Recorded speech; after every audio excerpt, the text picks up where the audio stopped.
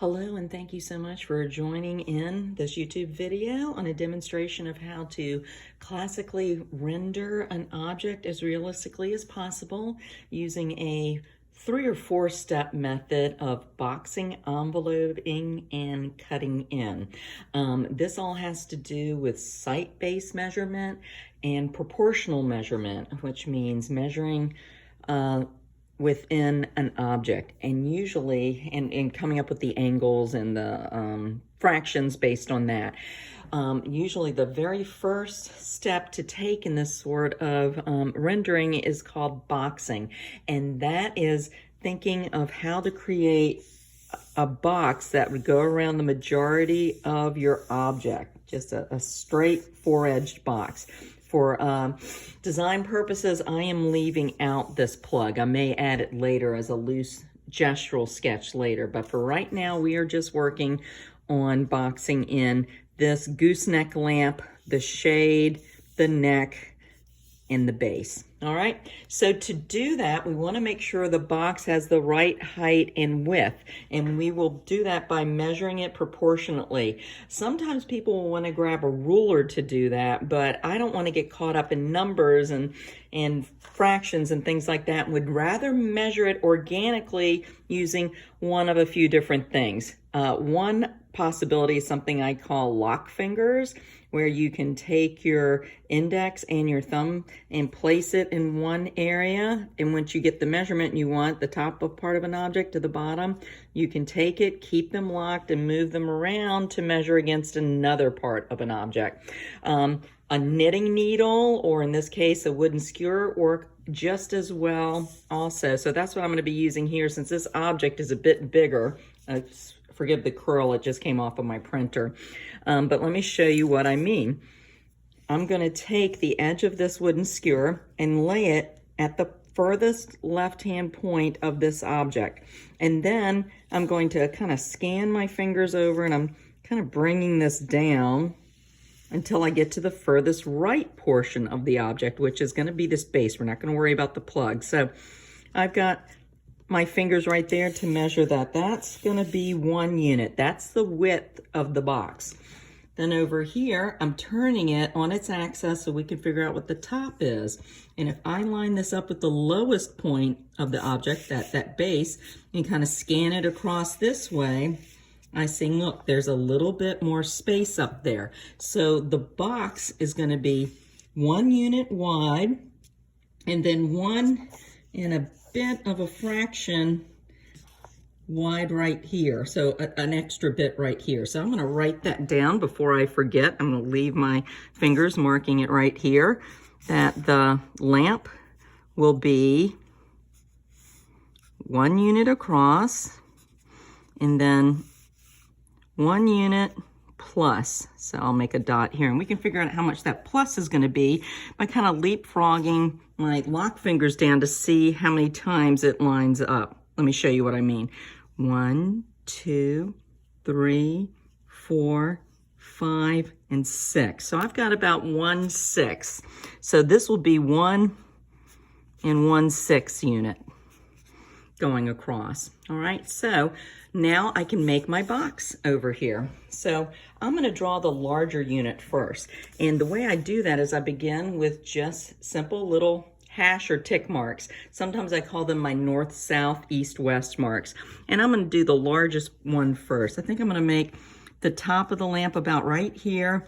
And then remember, I might add that plug later. So I'm going to not bring the bottom down here, but I'll make it about right there. So those will be the last subjective marks that I can make. From now on, the rest of it is going to be measured or benched off other previous marks. Okay, so that's about 1 1/6. So I'm going to kind of fudge this a little bit. It's not going to be very exact, just get us in the neighborhood. Here is that 1 1/6 unit. Now I'm going to turn it on the side, and I'm going to bring in just a bit, about that much. I'm going to kind of eyeball what I think a 6 looks like, and I just did that and scooted my fingers in. So I'm going to make that mark right there. And then to double check, I'm going to take this new unit of measure, the width measurement, turn it over and line this up And that does feel a little bit like a 6. We can double check with lock fingers.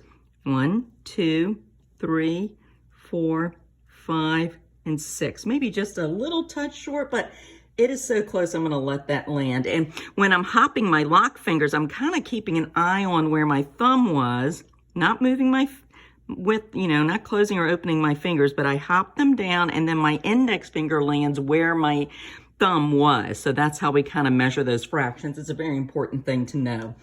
Okay, so I've got my 4 marks. And what I can do now is go ahead and lightly draw in with a sketch line. I'm drawing heavier than I normally would because this is a teacher demonstration and I want you to see these lines. But these lines are structural or scaffolding lines, which, like the scaffolding in a building, are essential in the beginning, but then when the building's done, will be removed. So these scaffolding lines will be erased, excuse me, once we no longer need them. Now, some people do want to use straight edges. Some of my students have asked about that. And I say, sure, go ahead if that's what you want. I just would not use the ruler side. Don't get into measuring. You're going to get into fractions of inches and it will bog you down. I like to not be a slave to this process and just use it as minimally as I need to. So I usually don't use straight edges, but just for the sake of being inclusive, I'll do it on a couple of sides here.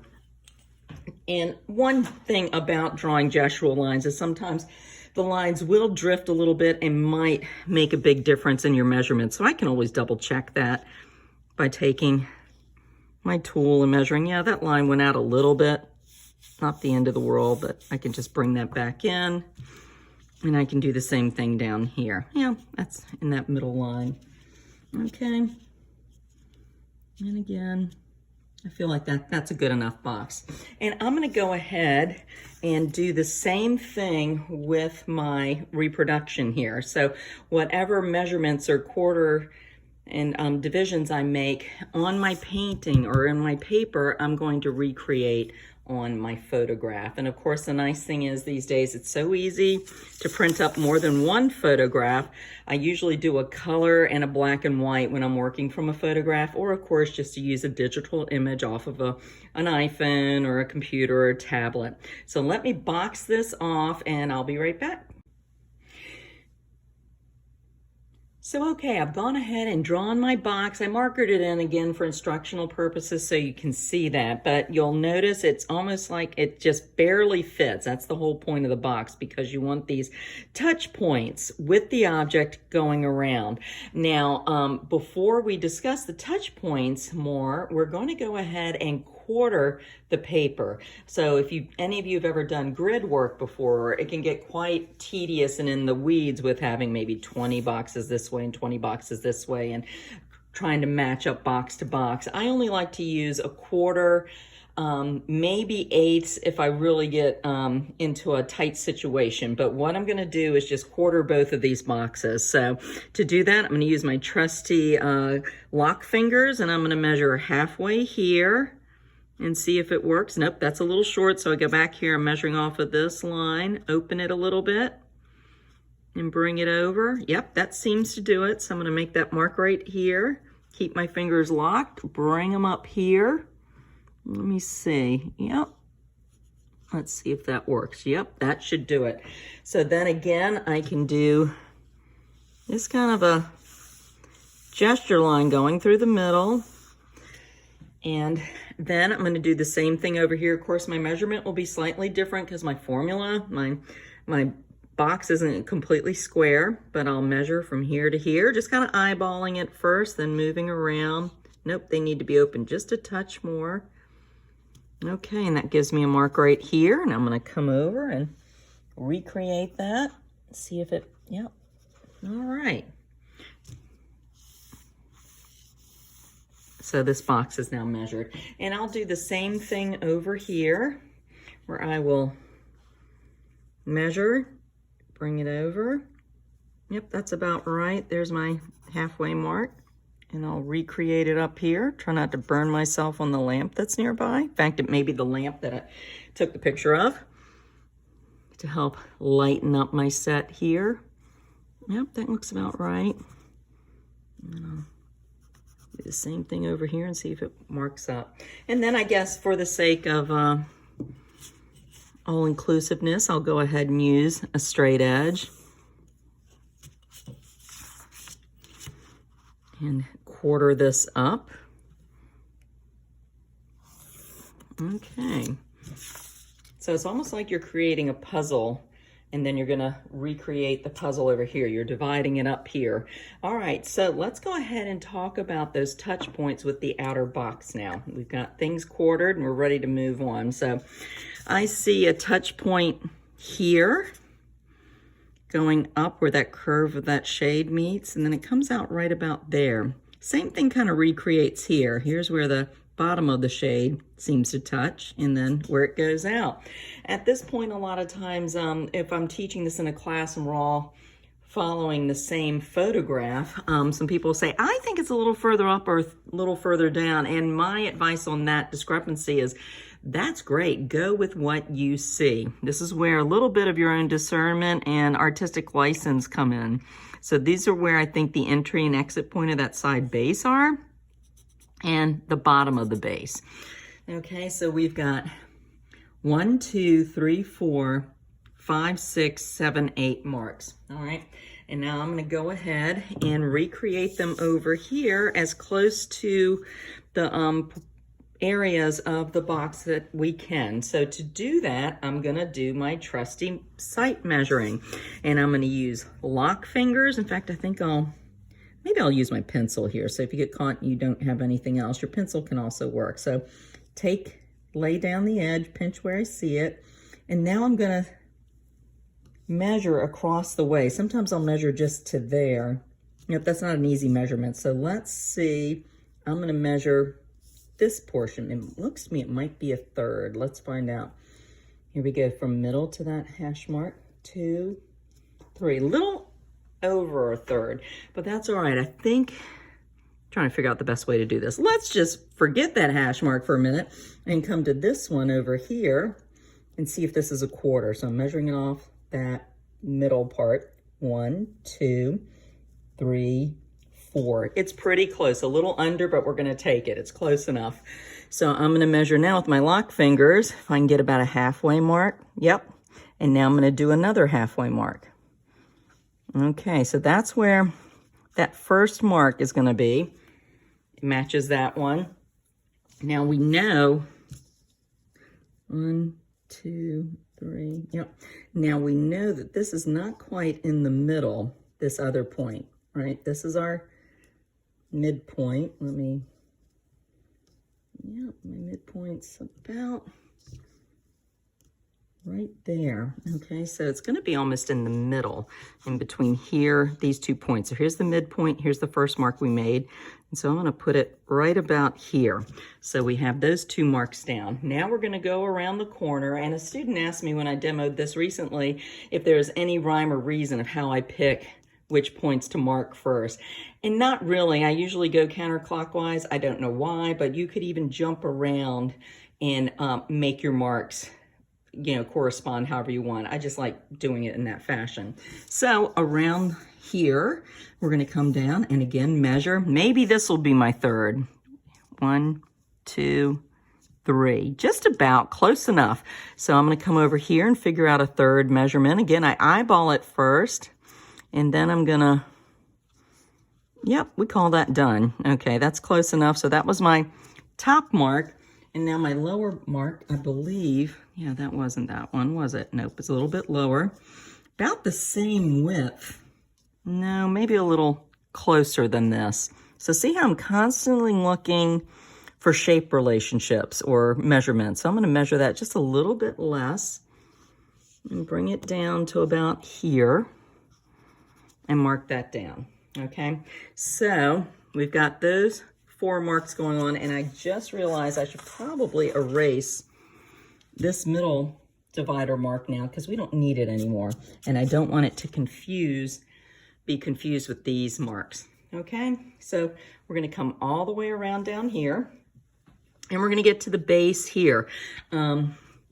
This almost looks like it's right at halfway. Let me double check and see. Use my pencil this time. Bring it over. Yep, we're right at the halfway mark for that. So we're going to do a halfway mark over here. Measure. This time I'm using my lock fingers, which is fine. And that's this mark right here. Now I do need to come over here and do this other mark. That may be a third. Let's find out. 1, 2, nope. It is a little more than a third. 1, 2, yep, just a little bit more. So maybe I'll still measure a third and then widen it a little more. Okay, 1, 2, 3. Actually, it needs to be a bit closer, about right there. Okay, so that's my second mark. I'm going to go ahead and erase these little hash marks right there because, again, I don't need them. And I'm going to come over here and do these 2 marks. All right, so coming up again, let's see what this larger one is. It's going to be, I think, in between a third and a half. Yep. So what I think I may do is measure half here. Okay, and now I'm going to measure a third here and just put it in between. Sometimes when it's not an easy measurement, you just pick 2, yep, you just pick 2 points and kind of decide between there. So I think if I have to choose between the 2, I think that mark's going to be a little bit closer to the halfway mark than the third mark. So I might even move it down a little bit here. So erasing as I go. After I make a erroneous mark, I want to get it out of the way so I don't accidentally use it later. Now I need to come down here and do this one. And this looks like it's about 1, 2, 3, about a third, maybe a little more between here and here. So again, I'm looking at the box I've made, but also the recent marks I've made to find this fraction, this placement, okay? Constantly finding new reference points. So I'm right here with this mark, and I'm gonna figure out about a third. 1, 2, 3, okay? That's close enough. I'm gonna come here and put that right there. Okay, and then again, I'm gonna erase these extra marks I did not need anymore. So I've got my exterior marks going on. So let's review real quick. First thing we did was we made a box and we did proportion. Okay, that's what we measured it, proportionally. Proportional height to width. Okay, now what we're doing is we are making the entry and exit marks so then we can make something called enveloping. We're not quite finished yet, but I just figured this was a good time to pause and review and as well as look ahead. So we've got over here an envelope. It's almost like you're wrapping something in stiff paper. And one of the reasons I chose this lamp is there's 2 masses here. We're going to wrap the base and the shade. We're not going to worry about the gooseneck part right now because that's more of a line than a shape. It's so long and thin, and we'll talk about that in a minute. But to be able to do our wrapping, we could almost envelope by drawing some of the, connecting all these dots. The only thing is it's going to cut off some parts of the main masses, so we're going to wait on that. What we are going to do is measure some of these other parts of the shade in the base in relation to these interior marks. All right, so I'll show you what I mean right here on the photo again. We're making dots where the point of the shade crosses over the median of these quarter angles. Okay, so there's 1, 2, 3. All right, so let's go ahead and measure those in. And again, some quick sight sizing. We can see that this is further than this. So I'm going to come down here, and it looks like it's about a little over half, maybe about like that. Okay, now this is far enough away where we can do a lock finger measurement. 1, 2, 3. We'll call it close enough to a third. So I'm going to recreate that here, make it just a touch larger. 1, 2, 3. Yep, that works. So there's the other mark. All right, and now we're going to come down here and look at this, and I see, well, actually, how did I forget this? I can tell it's getting late. There's 1 entry point, and here's another. So we've got those 2 going on. let's go ahead and measure those over. Now, this is where it gets kind of fun because we've got enough measurements that we can start running something called a plumb line, which is a straight vertical in the composition. So I'm checking this line here, this entry point right here. If we draw it straight down, goes just to the side of this one, and I can show you this by laying the skewer down and seeing it's right on top of that notch there, but just to the left of that notch. So I'm going to come over here and recreate that again, straight up and down, and then when we get to the quarter point, I'm just going to make that notch, that mark right there. So that's the first mark. And then the second mark is probably in between a half and a third, just short of a half, I would say. So I'm going to measure my halfway marks. Okay, there's my halfway mark. And then I'm going to make that second mark right here. Okay. So, and again, I don't need this anymore. I'm going to erase that back. Now is the point where we can do a little enveloping on the shade. So this just means drawing straight lines point to point. And you'll notice that it's just going to have the basic shape. It's going to leave out some points, and that's okay. We will correct toward the end of the drawing when we add our curve. So there's my first gesture line. Here's my second. Sometimes I'll draw them past point to point to make sure they stay straight. Here's another one. And I'm connecting these points, and then I'm going to bring these two around. So it's almost like a connect the dot you've made here. And then these two. And then I'm going to connect these two.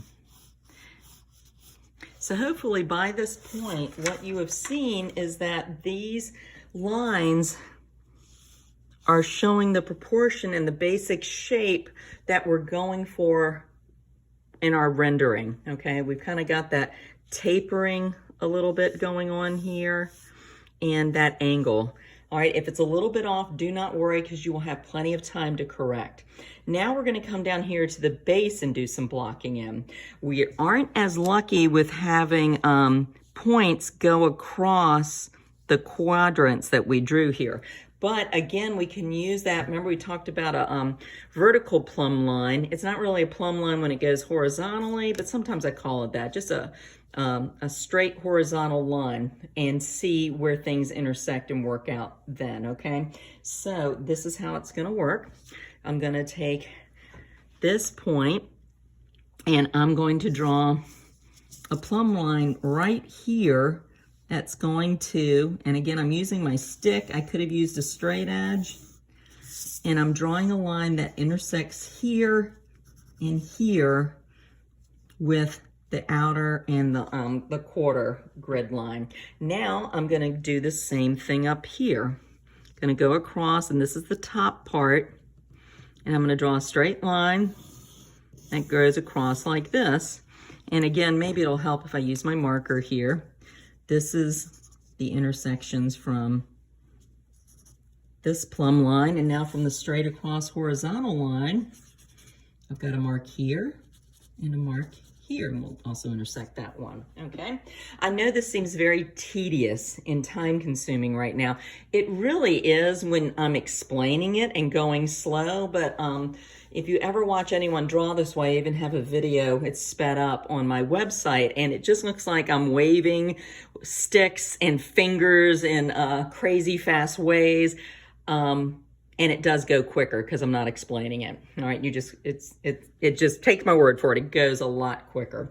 Slowing down to explain it really does slow things down. All right, let's go ahead and plug these in now. And what I'm gonna do is kind of measure over and figure out how wide this is. And I might measure it against these two lines over here. It's a little bit shorter than these two lines. So I'm just gonna take that measurement over here, shorten it just a touch, come over here, and make that mark about right here. Okay? And now I'm going to bring that up and make that mark right here as well. All right, and then I'm going to drop down. I could, again, either draw it as a loose gesture line or use a straight edge, like my skewer or this ruler without the line showing. Okay, but I think I'm going to stick with my gesture because I want to show you how, even though you're doing a lot of measuring, you can still draw loosely and get what you need. Okay, so at this point, this was for the base, and then this was up a little bit. Let me see if that turned out to be a halfway mark. Well, bingo, it did. All right, so this plumb line that I drew is halfway between these two. So here we go. There's a halfway mark, and there's the halfway mark. And again, I'm just going to draw that loose line. Okay, so basically the base is within this rectangle. All right, and we're going to go ahead and go around. Whoops, I forgot here. I need to add the 2 more dots where the top of this curve connect with this newly drawn horizontal line. So we've got those 2 dots. And notice how they don't line up. We know this is kind of a round base, and in our clip art mind of what round looks like, we want this to be symmetrical, but the perspective it's in, the angle it's at, to realistically render it, and this plotting we've done shows that it's off kilter. And by doing this plotting and laying these dots down, this is helping us to accurately represent how it is in perspective or off kilter. So what I'm going to do is plot this point, and I'm looking here again, quick measurement. Let's see what the fraction is. 1, 2, 3. Okay, so a third to that first line right here. So I'm going to do, maybe make it a little bit larger. 1, 2, 3. Nope. Make it back to a little smaller. Maybe 1, 2, 3. Okay, so we're good there. And now over here, this is going to be much closer than these 2 were. So let's see if we've got a quarter. Maybe I'll use my thinner stick just because we're getting so tight in here. 1, 2, 3, 4, maybe a 1/5. Okay, so we'll call it about a 1/5. All right, so let's see if we can do this. Let's see, that's a third, so bring it down. 1, 2, 3, 4, 5, maybe about right there. When we get to a 1/5, I kind of start to fudge it a little bit. All right, so I've got all of these plotted out, and now, oh gosh, 2 more. I forgot these. Got to plot here and here. Okay, so I'm looking at this line, 1, 2, and a bit. So this is a little under half over a third. So 1, 2, and a bit. So that's close enough. I'm going to put that right there for me. And then this is just a skosh in. When I get to a skosh, I'm not going to measure it out. I'm just going to kind of look at these 3 dots and see what kind of triangle it would make. Since I have other options, I'm going to show you what I mean, other visuals. See that triangle it makes? It's kind of an isosceles. I am looking to recreate that isosceles right here. So looks like I kind of do it, all right? And this is where we start the block in with all these dots now. So I can actually, at this point, to not confuse you anymore, I can erase that back. I don't need that triangle. I just needed it for a moment to help me with the placement there. So now I'm going around and connecting the dots like we did earlier, and I'm using straight lines. I'm not using any curves yet. No curves till almost the end. And I know this is gonna seem off, but it's because of what's going on in the middle, okay? And sometimes it is a touch. All right, so enveloping, and I'll put points, plotted, and straight edge. Okay, so at this point, we do have quite a bit of this done.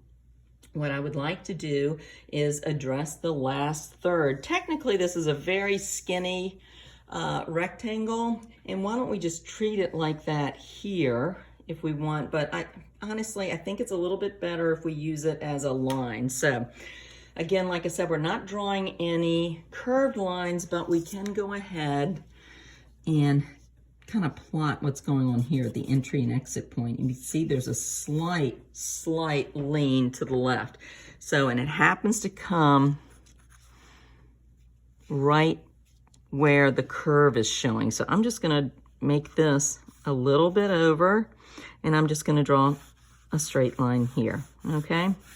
Now, I want to figure out where the entry point is to the shade. So it's right here. Now, if I look over here, that's not too far below this, okay? And then I notice it does tend to go about straight for that long, if that even makes sense. So I'm gonna draw a line that goes a little past, see if we drop that vertical, it goes a little past that triangle. So I'm gonna imagine it right about up here, and it's gonna come down at this angle. See how those two lines intersect, okay? Now, instead of doing a curve, what a lot of artists will do is they'll do a series, of straight lines like this to help create the curve. So I probably only need 3 lines. Okay, so there we go. That is the very basic shape of the lamp that has been done with boxing and enveloping. And actually, we're almost at the cutting away part. Okay, this is a good point to make sure I haven't drifted too far in proportions yet. So one of the best ways to do this is to just take your reference, turn it upside down, and then take what you are drawing and turn it upside down. What that does is it helps your brain really look at things as the abstract shapes that they are. I'm noticing that this is cut a little too sharp on both sides, so I may need to bring this down. And I'm looking at these, and this may come a little bit further over. So this was feeling a little off to me. I'm gonna kind of confirm that. I'm thinking I might just bring this further up. That seems to help create that shape a little more accurately. So I'm gonna erase this back. So it's not an exact science per se, but it is very helpful. And it's nice at this point that I took the time to look at this upside down, because it's easier to see this. Well, it's easier to correct now. It's the worst feeling in the world to feel like you've really made a great drawing and then to find out, like in a portrait, oh, the eyes were too low or the chin is too small. When you've already put in the final touches, you can't go back, or you can go back and undo it all, but it will look obviously like it was corrected. So that's the whole point of doing this boxing and enveloping and cutting out, so you can correct before you get too much into the details. All right, let me turn this right back over and see if that looks more agreeable. I think it does, and I'm squinting here to kind of help with the major shapes. All right, so let's go ahead and move on. We need to start doing some of the interior shapes. All right, so we've got a few going on here. Mainly we've got an ellipse here and an ellipse here. Also, we've got this little button up here. Hadn't forgotten about that. We'll get to it in just a minute. So what we want to do is we do want to kind of bisect both of these to be able to put an ellipse in. And to do that, we're going to measure with our fingers about halfway across. Boom, boom, about right there. This will be an easier one to measure. Okay, about right there. And now I'm going to dissect. It feels like it's in the middle. Okay, and now what I want to do is I want to measure this. All right, and we're going to dissect this line right here. Okay, and this is where we are going to be eyeballing it a little bit or trying to measure it against something else. Trying to figure out what to measure it against. Let's see, about this much would measure about, actually, that's about that wide. So we're going to do that. We're going to measure this part right here from the midsection to that first entry point over here, and I'm going to kind of bisect it. Doesn't quite come to the middle, so I'm going to go here. Let's measure again, bring it over. It's going to be about right there. Okay, and remember, I'm not drawing straight lines yet, and this is the end. There we go, make sure that bisects of where it's gonna connect. Okay, so making that opening right now. All right, hang on to that. We will get to the light bulb later. Now I'm gonna come over here and I'm gonna measure where this midpoint is at the bottom of the ellipse, proportionately here to here, about in the middle. So we're gonna measure that again. Looks like I accidentally drew on myself, not the first time. All right, gonna put that right there. And now I'm gonna draw a line connecting these two. So it's almost looking like a cubist piece right now, isn't it? Again, it's kind of helping us to be able to stay in the neighborhood in regards to where we're gonna put curves and shadow shapes later. Now this light little switch is right up here, so I can establish that. And look, it's still in the box. I'll keep it in the box. All right. So at this point, we have a lot of the internal parts in, which is great. We can also go ahead and thicken up this line. Again, you could measure the width, but at this point, we don't have to be as picky because we've already got the basic shapes down. We've done the majority of fussing, all right? Not quite ready to fly. And a quote that I use from an Italian instructor I took from. But we're getting there. We're getting so we don't have to be as picky with all of our measurements. And I'm gonna just kind of follow along on each side of the line without necessarily intersecting it. Again, these lines are much darker than I would normally use for my own work or if I was doing a commission. Okay, so we've got these basic shapes down, and now what we're gonna do is we're going to do shadow shape rendering, all right? Because if we want to draw something realistically, you have to have considerations for tone, lights and darks.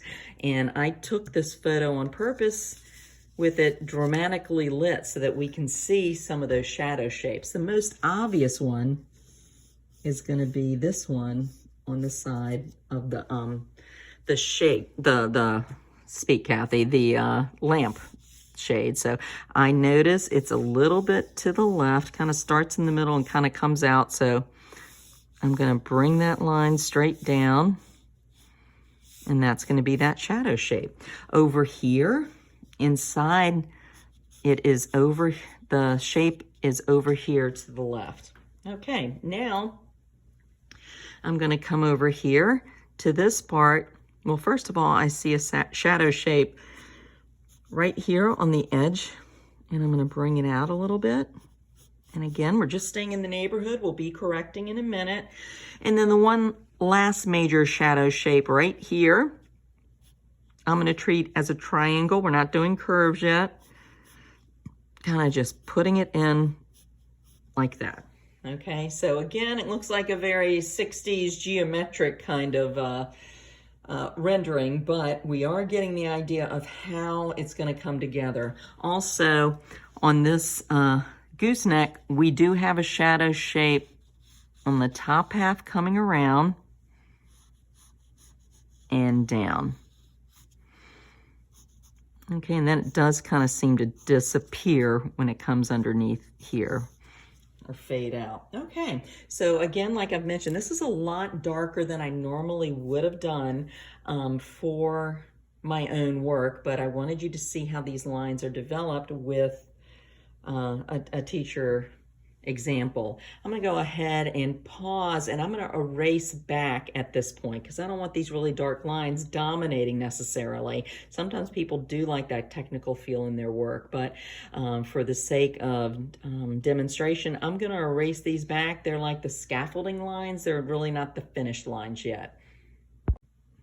Well, first of all, I wanted to show you that I took away my scaffolding or structure lines. The box and the quartering of the box are gone. Just again, like that building analogy, once the building can stand up on its own, the scaffolding, the outside part, the cranes, whatever, all those parts are kind of taken away, even though people may be working on the plumbing and the walls and the doors and the painting and decorating on the inside. That's kind of what we're going to be doing now in a minute. But there's one last batch of erasing I need to do, and that's just pulling these lines back. The boxes that I erased, I wanted that to go away as much as possible. Here, I just want this kind of faint line to continue to guide me. That's the whole reason we drew and measured and plotted, is so that we can make these kind of guidelines now. Okay, so there we go. That's somewhat erased back. Move some more of these lines.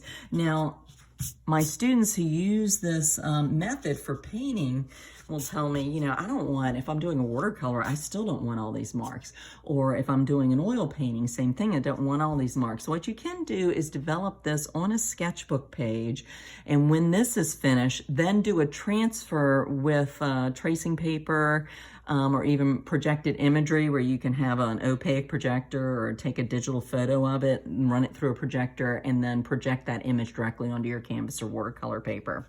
Anyway, now we're back to this part and we are ready to start the flying, which means we can really have some fun here. So I'm gonna grab a 2B, and this is where we can start working on more organic lines. So I'm kind of just following what I put in.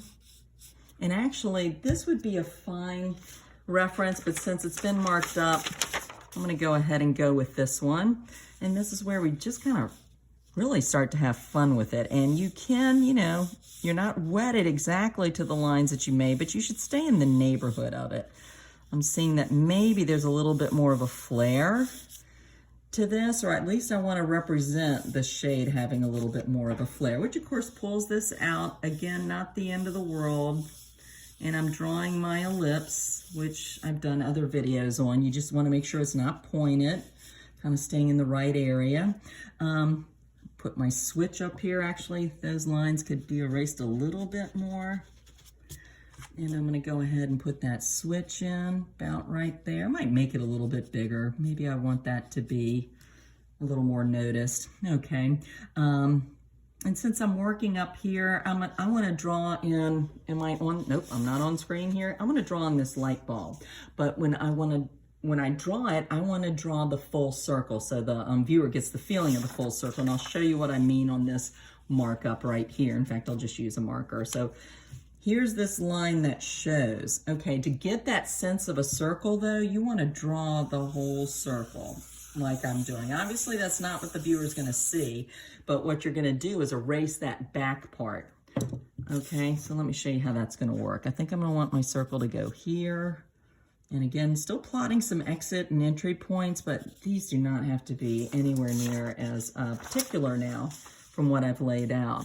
And so I've got this. That's going to be kind of my curve, but I want it to be circular, truly feel circular. So here we go. Drew that in, and now I erase back.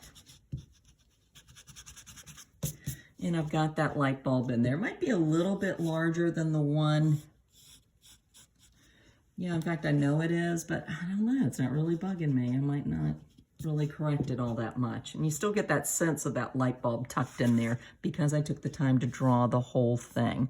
Okay, now I'm going to come down with this little snake, kind of like gooseneck, and I am drawing a curved line now, so kind of letting my wrist get into it. And I'm noticing here it's a little bit thin in the base and then kind of comes out. It's funny, the more you stare at your reference, plot pointing and all that other stuff, the more it's going to help when it comes to details like this. Okay, and I'm bringing this down, and I see this little base around here. So again, I'm going to do another little elliptical and then erase that part back. I'll come back up here, maybe bring that out a little bit thicker. I feel like there's a little bit of a solid piece there, and then it's kind of ribbed. I might put that in later for texture if I want to. And I'm bringing this down, okay? Again, maybe I'll erase in here.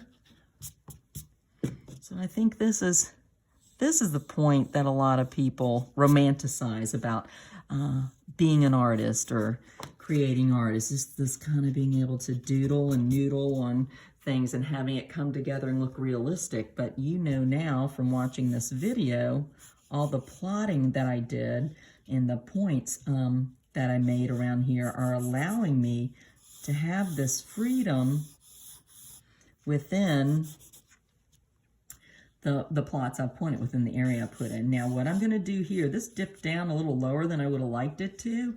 And again, taking a little bit of artistic license, I'm going to do this outer ellipse and staying in the neighborhood. Drawing this. And then I want to make sure this kind of mimics that. If I felt like it wasn't mimicking it very well, I could also draw that back part of the ellipse. And I'll just do it for demonstration purposes here. Yep, those seem to line up, and I will erase this top half of the bottom one because we don't need it anymore. Do you see how these are starting to relate and work together? Of course, I want to erase this back part of that ellipse. Okay, now I can keep going, and I've got this kind of ridge going on here with this ellipse. So I think that works out well. And then there's this inner kind of ridge here, and I'm only just going to draw a part of it. And it still needs to hit above the base here. And actually, I'm having trouble with that. So I can bring this base down, just drop it down a little bit. And again, bring in my trusty eraser. And I don't know, I might even thin this out. I don't know. I'll see. Now, this is at the point too, again, my personal aesthetic. If I really wanted an exact copy, I could take a photo of it and trace it. But at this point, I'm kind of letting some things go. Like, I think this proportion's a little bit off, and you know what, that's okay. I probably could have made this base a little bit wider, and you know what, that's all right as well. I kind of like it. It's still reading as a lamp. It's still reading as something in space. It's convincing to me. And now what I can do is I can start to use the side of my pencil and put in those shadow shapes. So remember, I had a little bit over here. And I'm not going to worry about a tonal scale. Tonal scale is something like this, where you can go from 0. People will assign number values to it, where like just the paper could be like a 0, and then 10 would be the darkest you can get. And then it slowly meets in the middle. It's probably about the same. I could go back. I've tortured many a college student with this as an assignment. So anyway, what I'm doing is I'm not going to worry about this variation here, because you don't want this video to go on forever, but I think I'm just going to settle in like a zone 5 here to just show where those shapes are, those shadow shapes, and kind of leave it at that. But if I wanted to, I could go ahead. See how it's darker here, and then it's still dark, but it's a lighter version of dark there. We're just not going to get into that today.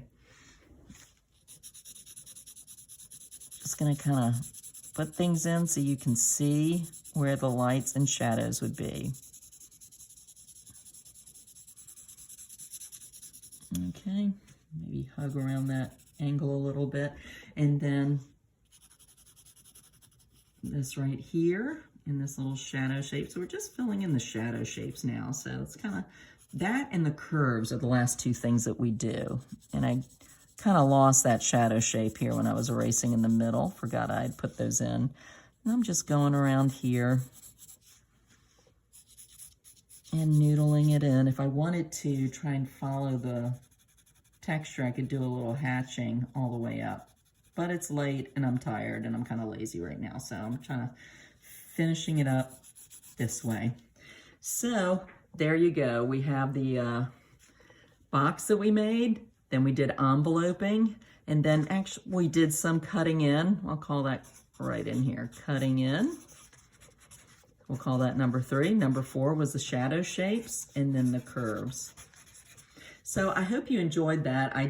did mention the plug earlier. I could just go ahead and noodle that in now if I wanted to, almost like a, you know, a contour kind of thing. I'm not too worried about proportions or anything at this point because this whole thing is carrying the composition. This is kind of like the cream or the cherry on the sundae. Even though this isn't as realistically done, it gives enough information that you know it's a plug related to that lamp. Okay, I hope this was helpful, and enjoy trying this out on your own.